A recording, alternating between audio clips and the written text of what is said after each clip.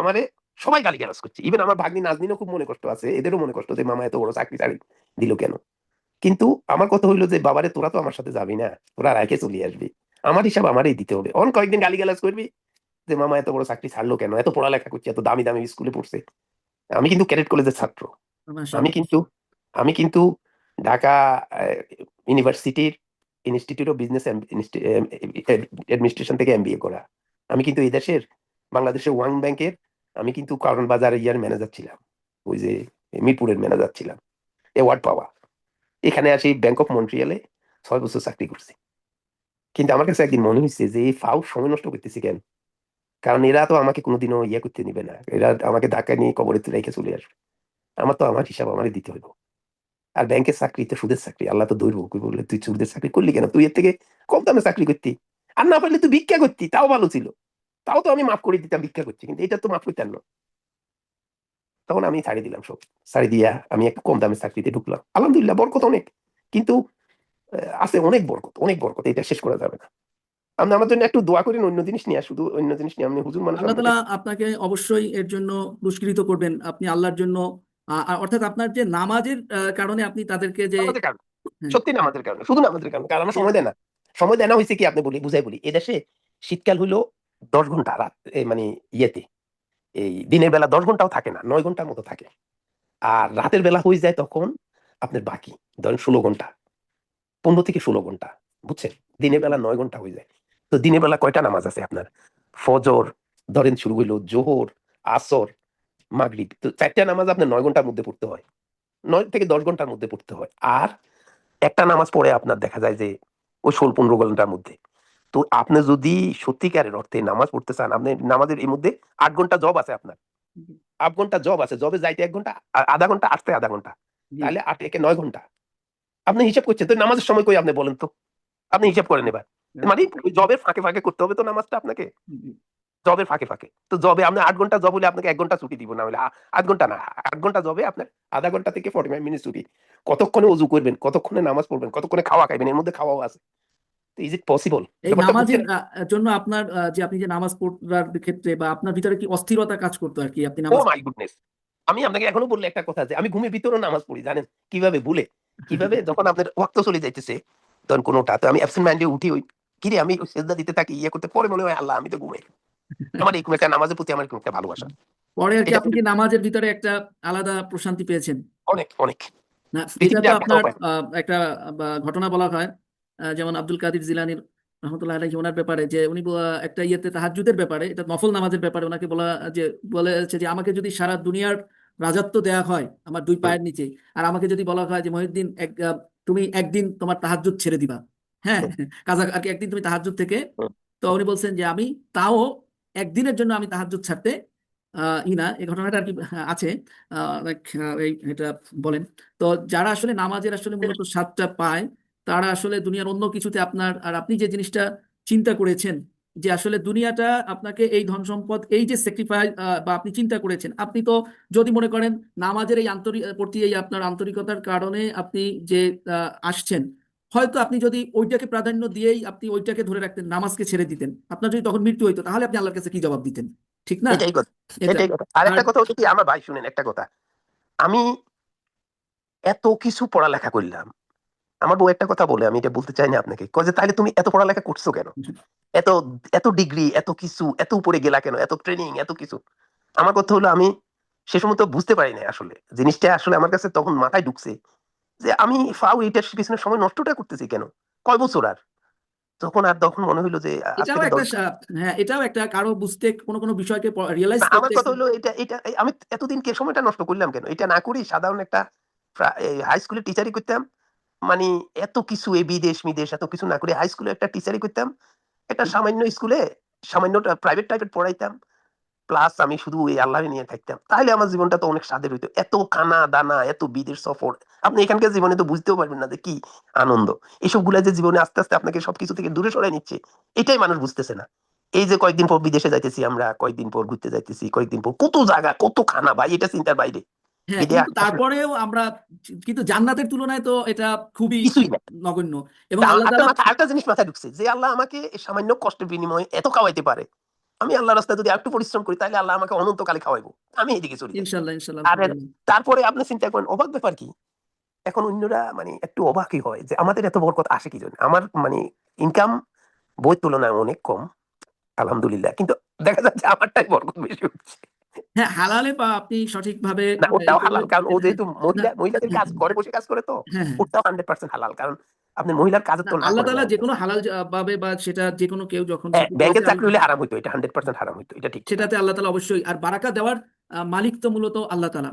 দেখবেন আর আমি আর একটা ওইটা ছাড়ছি, আর ওই ব্যাংকের চাকরি ছাড়ছি, আর আমার আর কোথায় মন বসে নাই। আমার কাছে মনে হইলো যে এখানে একটু চেষ্টা করি, দেখি না এখন আল্লাহর পথে। যেমন হাদিসে রাসূল সাল্লাল্লাহু আলাইহি ওয়াসাল্লাম সাল্লাল্লাহু আলাইহি সাল্লাম। উনি বলেছেন যে সবচেয়ে নিকৃষ্ট চোর হইছে ওই ব্যক্তি যে নামাজে চুরি করে।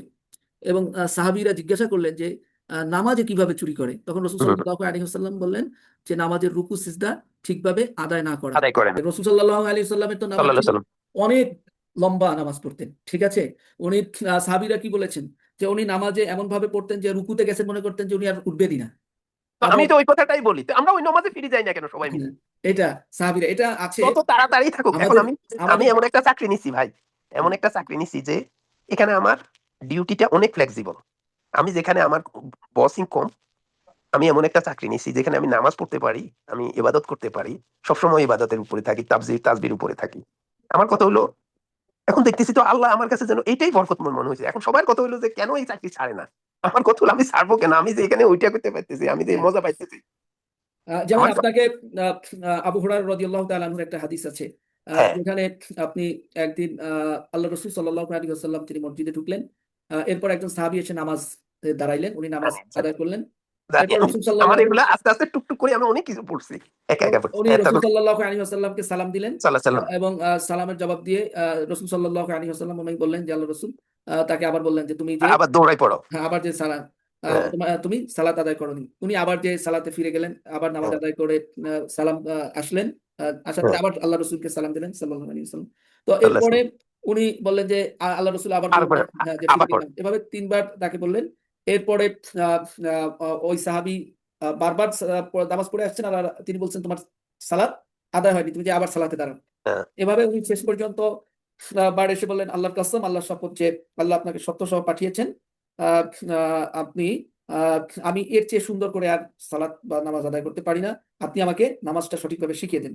তখন আল্লাহ রসুল সাল্লাল্লাহু আলাইহি ওয়াসাল্লাম বললেন যে যখন আপনি নামাজের জন্য দাঁড়াবেন তখন আপনি তাকবীর বলবে, তারপরে কোরআন থেকে কিছু আয়াত পড়বে, তারপর এটা আপনার জন্য যেখান থেকে পড়াটা সহজ হয় সেখান থেকে, যেখান থেকে আপনি সহি শুদ্ধ করে বেশি ভালো পড়তে পারেন। এরপর রুকুতে যাবেন, ধীর স্থির ভাবে রুকু আদায় করবেন, রুকু থেকে উঠে সোজা হয়ে দাঁড়াবেন, তারপরে ধীর স্থির ভাবে সিজদা করবেন, তারপরে সিজদা করার পরে ধীর স্থির ভাবে বসবেন, আবার সিজদা গিয়ে ধীর স্থির ভাবে সিজদা করবেন। এভাবে পুরো নামাজ আদায় করবেন। এটাই হলো আপনার আহ, আচ্ছা হুজুর, তাইলে আমি আপনার কাছে একটা প্রশ্ন রাখি। যখন মানুষ এত আস্তে আস্তে করি, এরকম করে নামাজ পড়লে আল্লাহ যদি খুশি হয়, তাহলে আমরা কেন এত তাড়াহুড়া করব জীবনের জন্য আমাকে বলেন তো। হ্যাঁ, আমি এইটা তো অন্যভাবে গেলে হয়তো হয়তো আরো একটু বেশি টাকা কামাইতে পারি, মেবি হয়তো 1.5 গুণ টাকা বেশি কামাইতে পারবো, 1 গুণ না 1.5 গুণ করতে হবে। কিন্তু আমার ওই টাকাটার দরকার কি? আমার কথা হলো ওই টাকাটা করলে হয়তো কি হবে, আমি ম্যাক্সিমাম বলি ওই টাকাটাই দিয়ে হয়তো আমি হয়তো আরেকটা দেশে ঘুরতে যাবো। টাকা তো কি করবো, অপচয় করবো ভাই।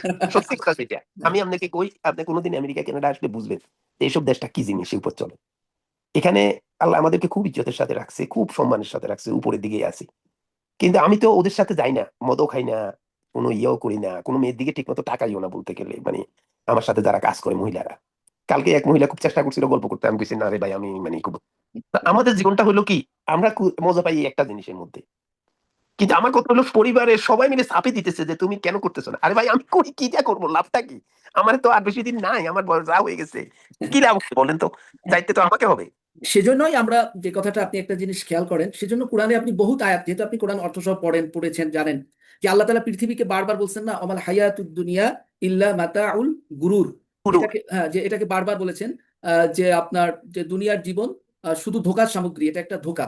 আপনি একটা কথা বলেন যে যখন কোনো মাল কোনো দোকানদার সে হুম, যদি কোনো তার দোকানে কোনো মাল উঠায় বা সে কোনো কিছু বানায়, আপনি যদি একটা জিনিস বানান তাহলে আপনি হুম, আপনার জিনিসকে অবশ্যই প্রশংসা করবেন, বলবেন যে আমার প্রোডাক্টটা হুম, ভালো, আমার জিনিসটা হুম, ভালো, হুম, ঠিক হুম, না? তো হুম, কিন্তু দেখেন, আপনি যদি কোরআনের A to Z আয়াত এবং রাসূল সাল্লাল্লাহু আলাইহি ওয়াসাল্লামের হাদিসগুলোকে যদি আপনি দেখেন হুম, যে হুম, ওনারা যে আল্লাহ তাআলা এই দুনিয়াকে বানাইছেন, কিন্তু উনি হুম। কি এই দুনিয়াকে ভালো বলছেন কিনা? না। বরং একজন দোকানদার সে তার দোকানের সব প্রোডাক্টকে ভালো বলবে, তাই না? হুম হুম আমি হুম একটা যে কবি, সে কবিতা লিখলে সে বলবে আমি অনেক সুন্দর করে করে বানাইছি। হুম কিন্তু আল্লাহ তাআলা এই দুনিয়াটাকে বানাইছেন, এই দুনিয়া এত হুম কিছু থাকা সত্ত্বেও তিনি এই দুনিয়াতে বলছেন যে এটা হচ্ছে তোমাদের জন্য ধোঁকা, এটা, তাই না? তাহলে হুম আমার কি আসলে আপনাকে যখন বলে দিছে যে এইখানে যে তুমি মনে করেন আপনি আপনার ছেলেকে বললেন যে এই জায়গা দিয়ে সাবধানে যাবা, এরা এখানে কিন্তু ধোঁকা দেয়, পকেট মারে, পকেট সাবধানে, হুম হুম ঠিক না? এখন আপনি যদি আপনার ছেলে সেই জায়গায় যায় উদাসীন হয়ে থাকে, তাই না, তখন হুম। আপনি পরে আসলে তারা বকা দেবেন কি দেবেন না, যে তোর তো আগেই দিব সতর্ক দিব করছি, দিব। ঠিক না? তাহলে আপনাকে দুনিয়ার ব্যাপারে আল্লাহ সুবহানাহু ওয়া তাআলা আগেই কি করে দিয়েছেন যে এটা একটা ধোঁকা, এই জায়গায় যে আগেই সাবধান যেন এই জায়গায় যে আসার না খাও ধোঁকা দিতে, নাকি? অবশ্যই অবশ্যই। কিন্তু তারপরও, এবং তিনি এই দুনিয়ার প্রশংসা করেনি, বরং আপনি দুনিয়াতে বলছে এটা নিকৃষ্ট, বরং না, ভালো একটা আখিরাতে কথা বলছে, বলছেন আপনি। হ্যাঁ, আপনি সুন্দর একটা কথা বলছেন। হ্যাঁ, এবং আল্লাহ তাআলা সেজন্য বলছেন যে তোমাদের মূল সফলতাটা কোনটা? ফামান যুহজিহা আনিন নারি ওয়া উদখিলাল জান্নাতা ফাকাদ ফাজ। যে যাকে কি করা হয়েছে জাহান্নাম থেকে বাঁচানো হয়েছে, ওয়া উদখিলাল জান্নাত, এবং যাকে কি করা হয়েছে জান্নাতের ভিতরে প্রবেশ করানো হয়েছে, ফাকাদ ফাজ, সেই কি হয়েছে, সেই হয়েছে সফল। আমরা আচ্ছা, আরেকটা কথা শুনুন হুজুর, একটা কথা আমি মাঝখানে আমি একটু ইয়ে দিচ্ছি আপনার, সরি, একটু আপনার কথার মাঝখানে একটু আটকে ফেলছি। আচ্ছা, সেটা হলো আহ, এখন যেটা যে, তাহলে এখানে তো মানুষের ভূমিকাটা অনেক বেশি, যারা আশেপাশে মানুষ আছে, পাড়া প্রতিবেশী আত্মীয় স্বজন ইয়ে, তারাই তো বেশি প্রেশার ক্রিয়েট করে যে তোমাকে, দেখেন আপনি এই জিনিসটা যদি মানুষ একটু বুঝতো যে একটা লোককে অন্তত মানে ওইভাবে প্রেশার ক্রিয়েট করো না, কারণ সেই জিনিসটা তো সে তো বুঝে, সে এত পড়ালেখা করছে, সে হঠাৎ করে টার্ন করলো কি জন্য? টার্ন করছে আমার কাছে মনে হয়েছে যে আমি যে আরেকটু ভালো থাকবো, আমাকে আরেকটু লোকে তেলাবে, এর জন্য আমি কি করতেছি, আল্লাহর এত বড় একটা বিধানকে আমি লঙ্ঘন করে যাচ্ছি, লঙ্ঘন করে যাচ্ছি। তো এইটা তো আপনারা একটু আগায় আসা উচিত, যারা হুজুর তারা লেখালেখি করা উচিত, বোঝানো উচিত যে আপনারা দুনিয়া নিয়ে এত বেশি ব্যস্ত হইয়েন না। না না, আমরা কারণ এটা, এবং একটা, বিজ্ঞ আলেমোলামারা এটা বারবারই মানুষকে বলেন কোরআন থেকে, এবং আমাদেরকে একটা জিনিস আমি আপনাকে, এখন আপনাকে আমি বিজ্ঞ আলেমদের একটা কথা বলি, একটা হুজুর কয়টা ইয়া নেয়, এটার নাম কি, ওই যে ওয়াজ নেয়, যে এই ওয়াজের জায়গায় করতে যায় উনি কি উনার নামাজ পড়তেছে ঠিক মতো না ইয়ে করতেছে, আপনি বুঝছেন ঘটনাটা? হ্যাঁ, আপনি ওয়াজ করলেন, আপনি নিজেই আপনার নিজ কাজগুলা ঠিক মতো করলেন না, তাহলে কেমনে হইলো? তাহলে আপনি মানুষ শিক্ষা নিবে কি? হ্যাঁ, আচ্ছা, এটা আপনি খুবই দামি একটা কথা বলছেন, যে আপনার যেমন এখানে আপনি দেখেন, আমিও আপনার সাথে একমত। আমাকে এই এক জায়গায় 6 তারিখে এই মাহফিলের জন্য দাওয়াত করেছে, বুঝছেন? আমি সাধারণত কোথাও আমার এ পর্যন্ত আমি একদম যখন একদম পিচ্ছি, তো আমার দাড়ি টাড়ি ওঠে না, ওই সময় আমি একবার, সে সময় আমি মার্কেটে এইটার কেমন প্রভাব পড়ে এটা বোঝার জন্য আমি মাহফিলে গিয়েছিলাম, খুলনায় থাকতে, হুম, শিয়ালিডাঙ্গাতে। তো হুম, আমাকে সে সময়, আমি ছোট মানুষ, আমি ওয়াজের বা কি বুঝি বা, হুম, তো আমি তখন যে, তো ওই মাহফিল আমি কথা বলে আসছি, বলে আসার পরে আমি, আরো 3 জন লোক আমাকে দাওয়াত দিয়েছে, বুঝে আসছে? হুম, হুম, আমাকে 3 জন লোক 3 জায়গাতে বলছে যে আমাদের এখানে আরো মাহফিল আছে, আপনি আসবেন, বুঝতে পারলেন? হুম, তো এবং আমি ওই দিন রাত শেষে ওইখানে থাকার পরে সকালে যখন রওনা হয়েছি, তখন একজন মুরব্বী আমাকে ধরেছে। ধরার পরে সে আমাকে বলছে যে বাবা দোয়া করবেন, আমার সন্তান যেন আপনাদের মতন হয়, আল্লাহ যেন কবুল করেন। তো মাশাআল্লাহ মাশাআল্লাহ। এখন আমি সেই সময় বিষয়টাকে ফিল করছি যে মানুষ একজন বক্তাকে কোন জায়গাতে দেখে, ব্যাপারটা বুঝছেন? হুম, কিন্তু আমি তখন দেখলাম যে আসলে আমি কিন্তু তখন আমি, এখন তো আমি হাদিসের উপর মাস্টার্স করেছি, তাফসিরের উপর মাস্টার্স করেছি, ঠিক আছে? এখন হুম, মোটামুটি বই কিতাব কিছু একটু অল্প কিছু পড়াশোনা করার চেষ্টা করি, আলেম ওলামাদের কাছে যাই, সান্নিধ্যে জ্ঞান অর্জন পাওয়ার চেষ্টা করি। তো এরপরে এসে আমি কয়েকটা বই, কোরআনের ওই আয়াতগুলো আমি পড়লাম, যে আল্লাহ জি, তাআলা বলছেন ইয়া আইয়ুহাল্লাযীনা আমানু লিমা তাকুলুনা মা লা তাফআলুন, হে যারা ঈমান এনেছো তোমরা কেন সে কথা বলো যা তোমরা নিজের আমল করো না। এরপরে আল্লাহ তাআলা বলছেন কাবুরা মাকতানি ইনদাল্লাহি আন তাকুলু মা লা তাফআলুন, আল্লাহর কাছে সবচাইতে রাগের বিষয় বা ক্রোধের বিষয় হয়েছে সেটা, যেটা তোমরা কি করো, মানুষকে নিজেরা বলো কিন্তু আমল করো না। তো এটার পরে আমি আর, যে আমি তো আমার নিজেরই আমল ঠিক নেই, আমি যে আরেকজনকে কি নাসিহত দিব, ব্যাপারটা বুঝছেন? তো অবশ্যই। এরপর এরপরে আল্লাহ রসুলের একটা হাদিস পড়লাম, যে ওই বক্তা জাহান্নামী, যে বক্তা মূর্খ, যে বক্তা কি করে, আহ, মূর্খ মানুষটা তাকে জ্ঞানী বলবে, এটার হুম, জন্য জ্ঞান চর্চা করে। আর আচ্ছা, যে বক্তা মানুষের সাথে তর্ক করবে, বাহাস করবে, বিতর্ক করবে, হুম, এটার হুম, জন্য সে জ্ঞান চর্চা করে। আর যে আলেম জ্ঞান চর্চা করে দুনিয়াকে হাসিল করার জন্য। তো এই এই 3 উদ্দেশ্যে যদি এলেম অর্জন করে বা এলেম চর্চা করে, তাহলে তার কি জান্নাতের জন্য বা সে সুগ্রানের ও আশা করতে পারে না। পারে না। তো এরপরে আরেকটা হাদিসে আছে যে কিয়ামতের দিনে একদল বক্তারা তাদের পেটের ভিতরে সাপ নাড়ি ভুঁড়ি এগুলো নিয়ে ঘুরতে থাকবে, ইয়ের হ্যাঁ, চাকরির মতন যেভাবে ঘোরে, ইয়েতে ঘানিতে। তো হ্যাঁ, এভাবে তারা তেল ভাঙার চাকরির মতন ঘুরতে থাকবে। তো অন্যান্য জাহান্নামী লোকরা তারা বলবে যে তোমরা কেন জাহান্নামে আসছো, তোমরা তো নিজেরাই দুনিয়া মানুষকে নাসিহা দিতে। তো হ্যাঁ, এটার পরে, তো এরপরে তখন তারা বলবে যে আমরা মানুষকে নাসিহা দিতাম কিন্তু আমরা নিজেরা আমল করতাম না। ব্যাপারটা বুঝছেন? তো জি, এরপর থেকে আমি আর মাহফিলে যাই না, বাই না। এরপর আমি এমনি পড়াশোনা, যে এটা আরেকটা জিনিস হয়েছে যে দেখবেন, আল্লাহ, এটা আমারও একটা প্রশ্ন, দেখবেন আবার এক একটা মাহফিলে যে পরিমাণে টাকা নেয়, ঠিক আছে, হুম, যে হুম, পড়াশোনা করারটা বিষয়টা। এখন আপনি যেটা বলছেন, আমি এখানে আপনাকে কয়েকটা আয়াত, ফ্যামিলি পরিবাররা আমাকে কি বলবে, আমরা কোরআনে কি বলছি আমরা সেটার দিকে লক্ষ্য করি। হ্যাঁ, তো কোরআনে এই আয়াতটাতে দেখেন, এই যে আপনি বললেন যে পরিবাররা এরকম আর্থিক ইয়ের জন্য, কিন্তু আল্লাহ তাআলা কি বলতেছেন এখানে, আদেশ করছেন, ফেলে আমর বলছেন, ও আলামু, তোমরা জেনে রাখো, আন্নামা আমওয়ালুকুম, তোমাদের সম্পদগুলো, ও আওলাদুকুম, তোমাদের আওলাদ গুলো, সন্তান, সন্তানরা, ফিতনাতুন, সন্তানরা, তোমাদের জন্য একটা পরীক্ষা। তাহলে হুম, এখানে আল্লাহ তাআলা ফিতনা বলছেন, সম্পদকে একটা কি বলছেন, ফিতনা ফিতনা, বলছেন, এবং সন্তান সন্ততিদেরকেও কি বলছেন, ফিতনা ফিতনা হিসেবে বলছে। বলেছেন। এরপরে তিনি কি বললেন, ওয়া আন্নাল্লাহা, নিশ্চয়ই, ইনদাহু, নিশ্চয়ই যে আল্লাহর কাছেই আছে ইন্দা হু আজরুন না তো আযীম। হুজুর, এখানে উন্দা হু দেখি না তো। এই যে ইনদাহু, এই যে হু, ও হু, আচ্ছা আচ্ছা, ইন্দা হু, আচ্ছা হ্যাঁ, যে তার কাছেই আছে ইন্দা হু, আজরুন আযীম, তার কাছেই আছে মহা আজরুন আজিম। পুরস্কার। তো তাহলে কি মাশাআল্লাহ, আমি তো এখন একটু একটু পড়তে পারি হুজুর। হ্যাঁ, তো এখানে আপনি দেখেন, তারপরে আরেকটা বোনের, এখানে আপনি দেখেন, এখানে আল্লাহ সুবহানাহু ওয়া তাআলা কি বলছেন, ইয়া ইয়া আইয়ুহাল্লাযীনা আমানু, আইয়ুহাল্লাযীনা আমানু, হে যারা, হ্যাঁ, ঈমান এনেছো, ইন্না ইন্নাম, মিন আজওয়াজিকুম, ইন্না মিন আজওয়াজুকুম, আজওয়াজুকুম, না জিকুম, এর ও মানে কি, আজওয়াজিকুম, হ্যাঁ, নিশ্চয়ই থেকে তোমাদের স্ত্রীদের থেকে, হুম, তোমাদের স্ত্রীদের থেকে, ওয়া আউলাদিকুম, এবং তোমাদের সন্তান সন্তান, সন্ততিদের থেকে, হ্যাঁ, আদুওয়ান, কেউ কেউ হ্যাঁ, তোমাদের কি, কেউ কেউ তোমাদের শত্রু। তাহলে হ্যাঁ, এখানে দেখছেন কি বলছে, যে হে ইমানদারগণ, তোমাদের স্বামী স্ত্রী ও সন্তান সন্ততির কেউ কেউ কি তোমাদের শত্রু। এরপরে আল্লাহ তাআলা আবার কি বললেন, ফাহজারুহুম, অতএব তাদের ব্যাপারে তোমরা কি করো, সতর্কতা অবলম্বন করো। মানে আচ্ছা, যে আপনাকে আল্লাহর পথে আসার জন্য, বা তখন সে আপনারা বন্ধু থাকে না, যে শুধুমাত্র আপনার আল্লাহর পথকে, যদি স্ত্রী সন্তানের কারণে আপনি, যে স্ত্রী সন্তান আপনাকে আল্লাহর পথ থেকে দূরে সরায় যায়, সে আপনার কি, আপনার, শত্রু, সে আর শত্রু, আপনার বন্ধু থাকে না, সে আপনার জন্য কি হয়ে যায়, শত্রু, শত্রু। এরপরে তিনি এখানে বলছেন, অর্থাৎ যে দেখেন শত্রু দ্বারা এখানে কি বলছে, যে তারা কখনো কখনো আল্লাহর পথে চলে, আল্লাহর আনুগত্য, আল্লাহর জিকির, এগুলো থেকে তোমাদেরকে কি করতে পারে, স্মরণ করা থেকে বিরত রাখতে পারে। এখানে শত্রুতা, দুশ্মনী বলতে এর প্রতি ইঙ্গিত করা হয়েছে। সেজন্য আল্লাহ তাআলা বলছেন যে তারা তোমাদেরকে এরকম আল্লাহর পথে বা ইয়েতে যদি কোনো প্রকার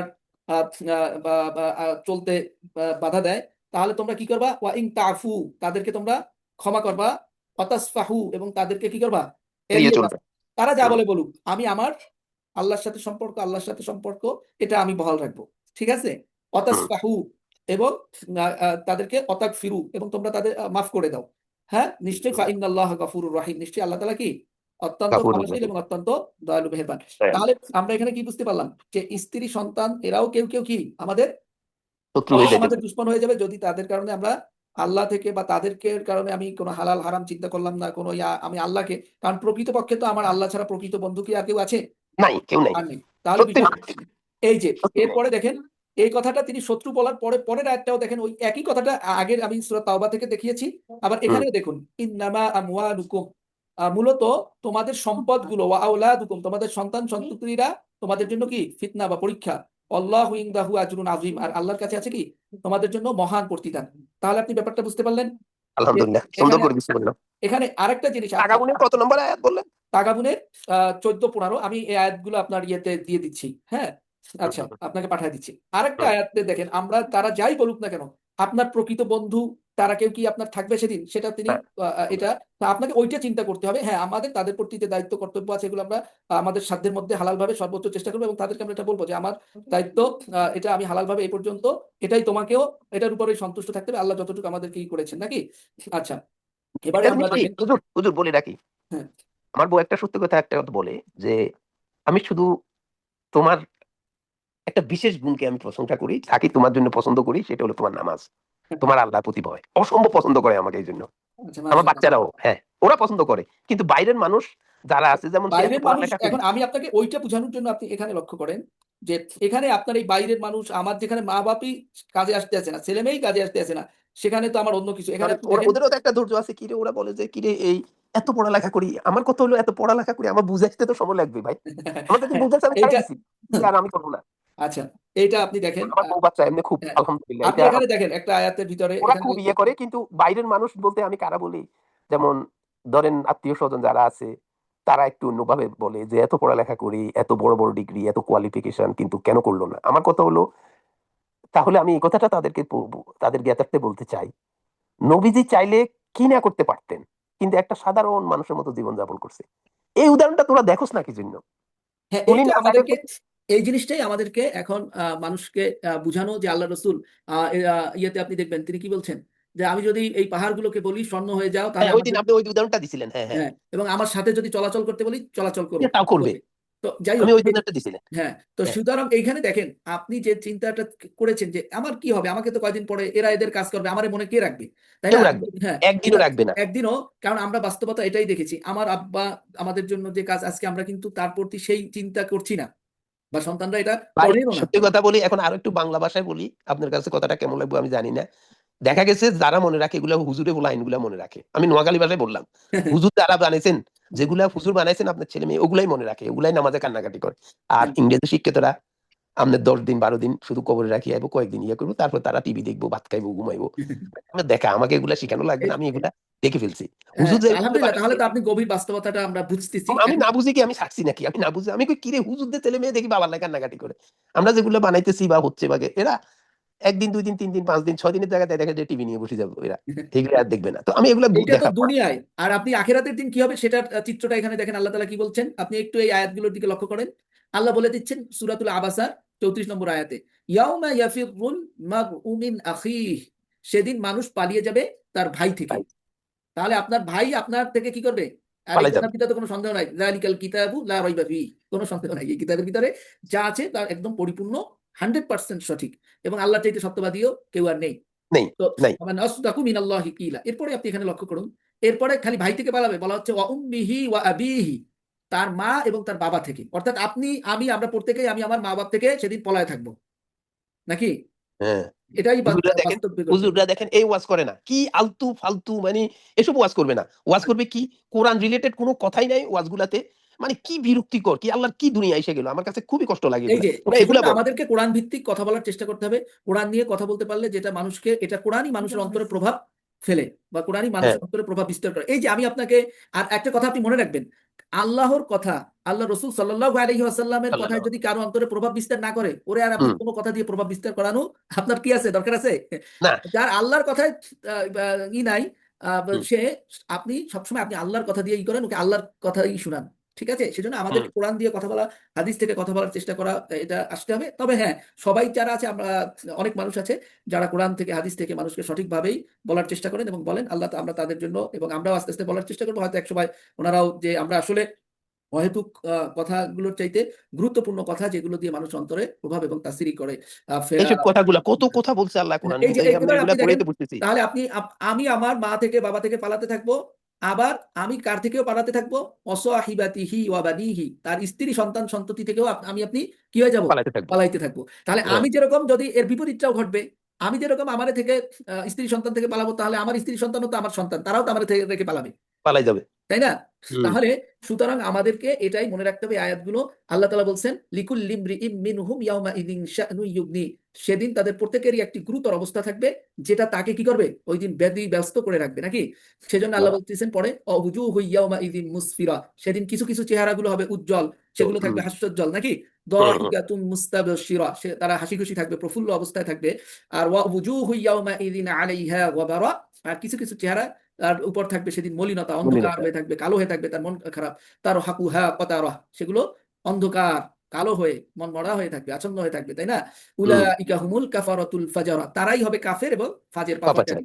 তাহলে আমরা যেন এইগুলোর মধ্যে না যাই, আল্লাহ তাআলা আমাদেরকে রক্ষা করুক। অত্যন্ত গুরুত্বপূর্ণ মূল্যবান কথা আপনার থেকে, এবং আমি সবচাইতে আপনার এই কথাগুলো আমাদের সমাজের যেসব মানুষরা আপনার মতন এত হায়ার এডুকেটেড একজন পার্সন তার এই অনুভূতিগুলো আমি মনে করি মানুষের কাছে শেয়ার হওয়া উচিত, মানুষের কাছে পৌঁছানো উচিত। যখন মানুষ হাসে, বুঝছেন, আমাকে নিয়ে মানুষ হাসে অনেকে। মানুষ আপনাকে বোকা বলুক কি বলুক, কিন্তু দেখেন একটা সময় আমার আব্বা অনেক কথা বলতেন। হ্যাঁ, আমার আব্বাকেও অনেকে, আমার ভাই একজন বলতো যে আপনি এত কিছু করতে পারতেন, এত ব্যবসা বাণিজ্য করতে পারতেন, তার পরবর্তীতে আর্থিকভাবে জায়গা কিনতে পারতেন, শহরের অনেক ব্যাপারেই বলছে। আবার দেখতাম অনেকেই হুম। বলতেন।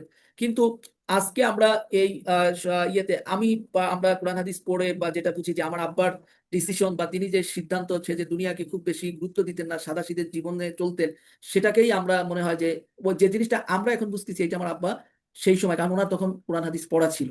ঠিক আছে।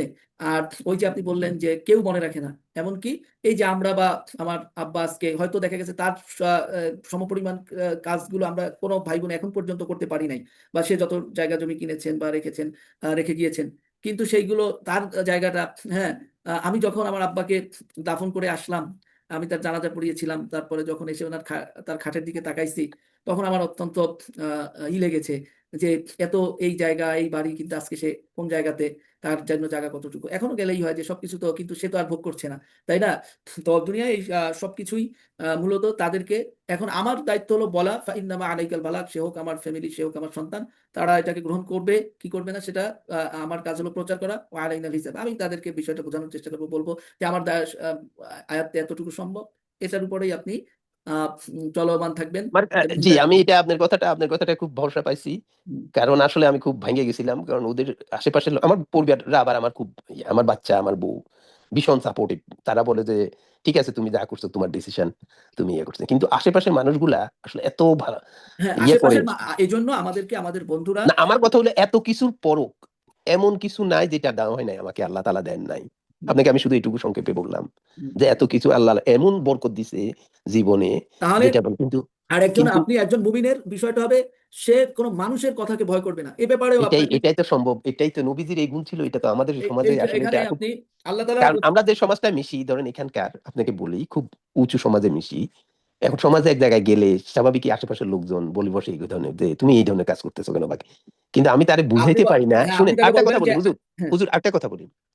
আমি যদি একটা জটিল অ্যানালাইসিস নিয়ে বসি, ধরেন ব্যাংকের একটা জটিল, ব্যাংকে চাকরি করতে কি হইতো আমার, যে জটিল বিভিন্ন ক্লায়েন্টের ইস্যুগুলো নিয়ে বসতাম।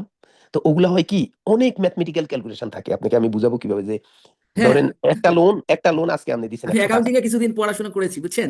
ও হ্যাঁ, আচ্ছা, এই এই জন্য লোনটা 10 বছর পর কোথায় যায় ঠেকবো, ব্যাংকের কত টাকা আসবে, ওর কত টাকা আসবে, ওই সময় ওর ফাইন্যান্সিয়াল অবস্থা কি থাকবে, ওই সম্পূর্ণ অ্যানালাইসিসটা এখন বসে করতে হচ্ছে। ওইটা করতে গেলে কি হয়, যখন আপনি নামাজে দাঁড়াবেন তখন ওই জিনিসটা পুরো আপনার মাথার উপর সাইডে বসে থাকবে। আপনি খেয়াল করে দেখেন কিন্তু। হ্যাঁ, অবশ্যই। অবশ্যই, হ্যাঁ। তখন স্বাভাবিকই আপনি নামাজ ছোট্ট করে আপনাকে দৌড় দিয়ে যায় আবার কাজ এটা শেষ করতে হবে, হবে না? অবশ্যই। এখন আমার কথা হলো, আমি কাজই করলাম না, সরি, আমি কথাটা আমি মুখ থেকে এমন কষ্ট কথা আমি মুখে দিয়ে গালি বাইরে গেছে, সরি সরি ফর দ্যাট। আমি কাজটাই করলাম না, তো যা তুই তোর কাজ নিয়ে থাক ভাই, আমার মুক্তি দিয়ে আমি অল্প কিছু খাবো দাবো দুনিয়া থেকে, এইভাবে করে চলে যাবো। কারণ আমার যদি এটা স্যাক্রিফাইস করতে হয় ভাই, আমি রাজি না। কারণ এটা হলো আমার কাছে বেশি ইম্পর্টেন্ট। এখন ভাই আপনার কাছে, আপনার যে জিনিসটা ধরেন আপনার কাছে এখন ইম্পর্টেন্ট হলো টাকা, আমার কাছে টাকাটা ওইভাবে গুরুত্বই নাই। আমি মনেই করি না যে টাকা খুব গুরুত্বপূর্ণ কিছু। আল্লাহ না থাকলে টাকার কোনো গুরুত্ব নাই। এখন আমার এক একজনের কাছে এমন, এখন যেমন একজনে আমাকে একটা ব্যবসার কথা বলছিল যে এখানে এত বড় ব্যবসায়ী হইতে পারবে না। আমার কথা হলো, এত বড় ব্যবসায়ী হয়ে আমার লাভটা কি হবে? কারণ আমার অনেক টাকা আসবে, আমি তো এখন খাইতেছি আলহামদুলিল্লাহ, খুব ভালো খাইতেছি, খুব ভালো শুইতেছি, খুব কাপড় যেগুলা পরতেছি, গাড়ি যেটা চালাচ্ছি, বাড়ি যেটাতে আছি, তারপর যা আছি শুকুর আলহামদুলিল্লাহ। আর কি করব, করে কি লাভ হবে? যাবো তো ওই সেই এক জায়গায়। আমাকে যদি ওইটা গ্যারান্টি কেউ দিতে পারতো যে না ঠিক আছে তুমি অনন্তকাল থাকতে পারবা, বা এটলিস্ট তুমি 200 বছর বাঁচবা, তাইলে আমি করতে পারতাম যে হ্যাঁ 200 বছরের জন্য কিছু করা যায়। ভাই, সময় হলো তাও কোনো গ্যারান্টি নেই। হ্যাঁ, ক্যান্সার একটা বাদী বইলে আপনার সব শেষ। আপনি স্টিভ জবস এর ঘটনাই তো জানেন না, যে হ্যাঁ স্টিভ জানি, জবস, হ্যাঁ, জানি। যে তিনি, এইটা আপনি যেটা বলছেন, আমি একবার একটা ঘটনাতে পড়েছিলাম, আফ্রিকায় এক ম্যানেজার এক জেলের সাথে আর কি দেখা। হ্যাঁ, তো হ্যাঁ, জেলের নৌকায় পার হইতে আছে, তো ওই এক বড় কোম্পানির ম্যানেজার দেখছে যে এই লোকটা আর কি, সে ওইখানে গেছে সফরে। তো ভ্রমণে যায়, দেখে যে এই জেলে কি করে, এই জেলে আপনার সব সময় অল্প কিছু দিনের কাজ করে, আর দিনের হ্যাঁ, অল্প কিছু কাজ করার পরে আহ, হ্যাঁ, এরপরে সারাদিন ঘোরে, বন্ধু বান্ধবের সাথে আড্ডা দেয়, এই করে। তো একদিন ওই ম্যানেজার ওই আপনার জেলেকে বলছে যে তুমি এত কম পরিশ্রম করো কেন, তুমি তো আরেকটু পরিশ্রম বাড়ায় তুমি তোমার আরো উন্নতি অগ্রগতি করতে পারো, হ্যাঁ, তুমি তো অনেক বড় জায়গায় পৌঁছে দিতে পারো। তা জেলে তাকে জিজ্ঞাসা করছে যে এটা কিভাবে। তা বলছে যে তুমি তোমার তুমি যেটুকু সময় মাছ ধরো আরো বেশি সময় মাছ ধরবা, তাহলে আরো বেশি মাছ পাবা, তাহলে আরো হ্যাঁ, বেশি মাছ পাইলে আরো বেশি বিক্রি করতে পারবা, বেশি বিক্রি করলে আরো হুম, বেশি টাকা হবে। তো তারপরে জেলে বলছে তারপর কি হবে? তারপরে বলছে যে তারপরে হবে যে তোমার অনেক আর্থিক এরপরে তুমি একটা নিজেই নৌকা কিনবা, তোমার আর অন্যর কাছ থেকে নৌকা ভাড়া নিয়ে মাছ ধরতে যাইতে হবে না। হ্যাঁ, হুম, বলছে যে তারপর নৌকা কেনার পরে তখন জেলে ম্যানেজারকে বলছে যে তাহলে এরপরে কি হবে? তা বলছে এরপর তুমি ওইটা থেকে ব্যবসা করে তোমার আরো একটা নৌকা বাড়বে। হ্যাঁ, তো হ্যাঁ, হ্যাঁ, আরো নৌকা বাড়লে তারপরেই হবে, তারপর কি করবো? তখন তুমি তোমার ওই নৌকা আরো অন্য মানুষকে ভাড়া দিতে পারবা, তুমি একজন উদ্যোক্তা হয়ে যাবা। হ্যাঁ, তারপরে কি হুম, করবা? তারপরে তুমি নিজেই মাছ আরো দিবা মাছের একটা। হ্যাঁ, সবাই তোমার কাছে, তুমি ওখানে বসে হবা। তারপর এরপরে ওই, জেলে বলছে তারপরে কি হবে? তা বলছে যে তারপরে তোমার বড় একটা আড়ত হবে, তুমি নিজেই সেইখান থেকে দিতে পারবে। বলছে তারপর কি হবে? তারপর তোমার অনেক টাকা হবে, তুমি ব্যাংকে টাকা রাখবা, তুমি অনেক সম্পদ অর্জন করতে পারবা। হ্যাঁ, তো হ্যাঁ, এরপরে কি হবে? তা বলছে এরপরে তুমি একটা সময় তোমার বয়স হবে, তুমি নদীর পাড়ে সমুদ্রের পাড়ে একটা বড় বাড়ি বানাবা। হ্যাঁ, তোমার বৃদ্ধ বয়স হবে, তখন তুমি এখানে বসে সমুদ্রের সূর্যাস্ত সূর্যোদয় দেখবা। হ্যাঁ, এভাবে হ্যাঁ, তুমি শেষে আনন্দের জীবন। তা এখন জেলে ওই কোম্পানির সেই ম্যানেজারকে বলছে যে এই জায়গায় পৌঁছাইতে, যে আমি এই যে হ্যাঁ, সমুদ্রের কি দেখবো, সূর্যাস্ত সূর্যোদয় এবং আমি এই যে বিল্ডিং এইগুলো দেখবো, এইটা দেখতে আমার কত বছর লাগবে মিনিমাম ওই জায়গায় পৌঁছাইতে? তা বলছে মিনিমাম 30 বছর। তা বলছে যে আমার এই 30 বছর পরিশ্রম করে ওই জায়গায় পৌঁছানোর দরকার কি আছে? আমি তো এখনই ভালো আছি, এখন আনি ভালো আছি, বাকি টাইম আমি এখন কি আছি? আমি ঘুরে বেতন ঘুরে খাই, খাই। ঘুরি খাই, বা নাতিপুতি নিয়ে আছি, ছেলে ই করি, কিন্তু আমি যদি ওইটা অর্জন করতে চাই তো আবার এগুলো পারবো না। আমার এদিকে ব্যাপারটা তাই কিনা?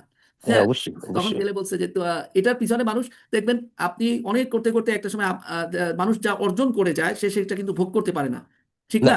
পরে না। তার জিনিস তার জায়গায় আর ওই ওই ওই টাকাগুলা নিয়ে কিন্তু পরে দেখা যায় যে হ্যাঁ, আত্মীয় স্বজনের মধ্যে, বন্ধু বান্ধবের মধ্যে কামড়াকামড়ি লেগে যায় হ্যাঁ, সবার। পরবর্তীতে হ্যাঁ, তো সব সেই দেখেন জন্য আপনি, এটার নাম কি, বাংলাদেশের সবচেয়ে জহুরুল ইসলাম, তার ছেলে মা করলো, একটা আরেকটার বিরুদ্ধে কেস করলো, ছেলে মার বিরুদ্ধে কেস করছে, মা ছেলের বিরুদ্ধে, এই আদালতে এই কেস কত ঘুরলো, হ্যাঁ, কত কি হলো, তারপরে প্রত্যেকটা বড় লোকের ইতিহাসে দেখা যাচ্ছে। আপনি দেখেন তারপর এই যে যমুনা গ্রুপের যে চেয়ারম্যান হুম, করোনার হুম, সময় হুম, মারা গেল, বাবুল সাহেব, হুম, হ্যাঁ, হুম, হুম, তাকে আপনার যখন বা এইভাবে ওয়ান থেকে তার জন্য স্পেশাল বিমান নিয়ে আসা হয়েছে, হুম, কিন্তু তারপরেও কি করতে পেরেছে? সে অনেক পারেনি। কষ্ট কইছে, যে সে কইছে যে যদি পুরো সম্পত্তি লাগে আমার, আমি দিয়ে দিব, হ্যাঁ। কিন্তু তো তো তারে তো শুনেনি এখন আর। এইটা আমাদেরকে সবসময় একটা কথা মনে রাখবেন, চারপাশের মানুষ আমাদেরকে কি বলবে না বলবে, আল্লাহ তাআলা কোরআনে বলছেন অতাখশান নাস, আপনি মানুষকে ভয় পাবেন না, আল্লাহ রসুলকে। আল্লাহ বলছেন আল্লাহু আহাক্কু আন তাখশাহু, আপনি আল্লাহকেই যথাযথ ভয় করবেন। ঠিক আছে? তাহলে হুম, আপনার কোনো দুনিয়া আখিরাতে হুম, কোথাও লস নাই। ঠিক আছে? আমরা হুম। এদের কথা, কারণ ঠিক আছে, তোমার যদি আমার টাকা পয়সা নিয়ে এতই দরদ হয় যে আমার টাকা পয়সা আমার এই আছে, তাহলে তুমি আমার কিছু আয় করে দিয়ে যাও। বুঝছেন?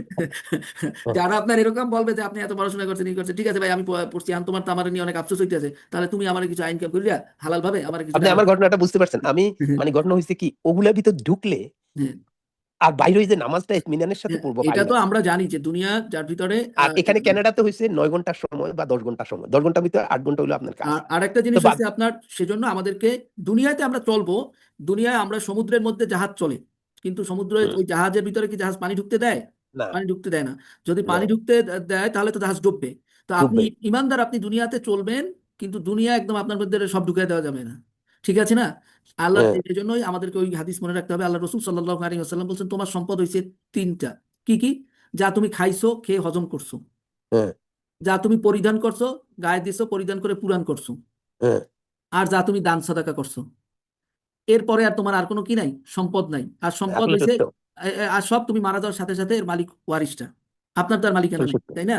তাহলে আল্লাহ রসুল সাল্লাল্লাহু আলাইহি ওয়াসাল্লাম সাল্লাল্লাহু যে আলাইহি কথা সাল্লাম। বলেছেন, আমাদেরকে এই জিনিসগুলো রাখতে হবে। আর এই দুনিয়ার আশেপাশের আপনার চারপাশের মানুষ আপনার অনেক কিছু বলবে, হুম, চারপাশের হুম। মানুষ আপনার অনেক করবে, এটা আপনার চাইতে অনেক উত্তম আখলাকের মানুষ আল্লাহ রসুল ওনাদেরকে ছিল, ওনাদেরকেও বলছে।